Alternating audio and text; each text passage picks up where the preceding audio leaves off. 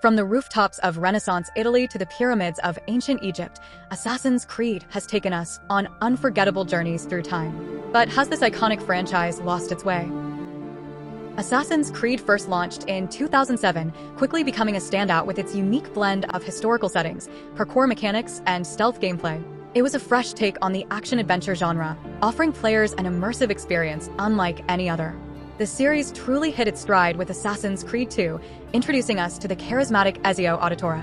The follow-up games, Brotherhood and Revelations, continued to refine the gameplay and narrative, cementing Ezio's place as one of gaming's most beloved protagonists. These titles represented the pinnacle of what Assassin's Creed could be, a perfect blend of engaging story, innovative mechanics, and stunning visuals. However, the series began to show cracks with Assassin's Creed 3. While the introduction of naval combat was a hit, the new protagonist and setting received a mixed reception. Then came Assassin's Creed Unity, an ambitious entry marred by technical issues and bugs at launch, which damaged the game's reputation despite its impressive setting and multiplayer features. Assassin's Creed Syndicate tried to revive the series with its Victorian London setting and new gameplay mechanics, but the reception was lukewarm. The shift towards RPG elements in Origins and Odyssey brought significant changes, and while these games were praised for their innovation, some fans felt that the series was losing its core identity.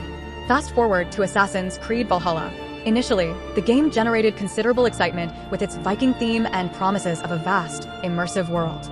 Valhalla continued the trend of emphasizing RPG mechanics, allowing players to shape their characters and story through choices. However, this shift away from the series' stealth roots and the increasing focus on large-scale battles and open-world exploration left a portion of the fanbase dissatisfied. Critics pointed out that Valhalla, while visually stunning and expansive, often felt bloated and repetitive. The gameplay loop of clearing out enemy camps, collecting loot, and completing fetch quests became monotonous for many players. The core elements that once defined Assassin's Creed, intricate parkour, strategic assassinations, and tight, story-driven missions, seemed diluted in favor of a more generic open-world experience. Moreover, Valhalla's story, though rich in historical context, faced criticism for its pacing and character development.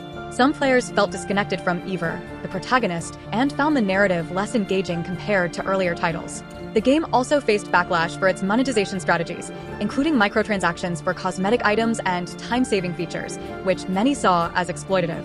The annual release cycle that Ubisoft adopted for the series also contributed to its decline.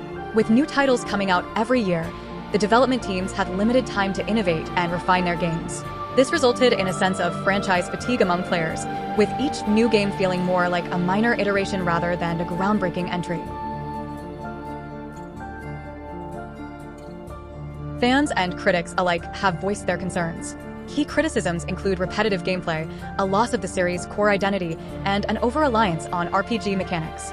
Controversies such as microtransactions and declining storytelling quality have only added to the backlash. It's clear that the Assassin's Creed community is divided on the current state of the franchise. Recently, the release of Assassin's Creed Mirage missed the mark for many, plagued by historical inaccuracies and a storyline that felt disconnected from the essence of the series. The upcoming title, Assassin's Creed Shadows, is already surrounded by controversy, facing accusations of racial and cultural appropriation of the Japanese people. Critics argue that Ubisoft has not done enough research and has failed to respect the rich cultural heritage of Japan, instead opting for a stereotypical and superficial portrayal.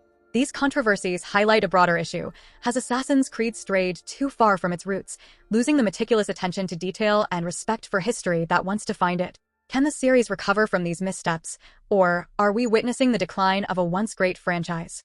As we look back on the highs and lows of Assassin's Creed, one thing is certain: this franchise has left an indelible mark on gaming history. Whether it can reclaim its throne remains to be seen, but we'll be watching every step of the way.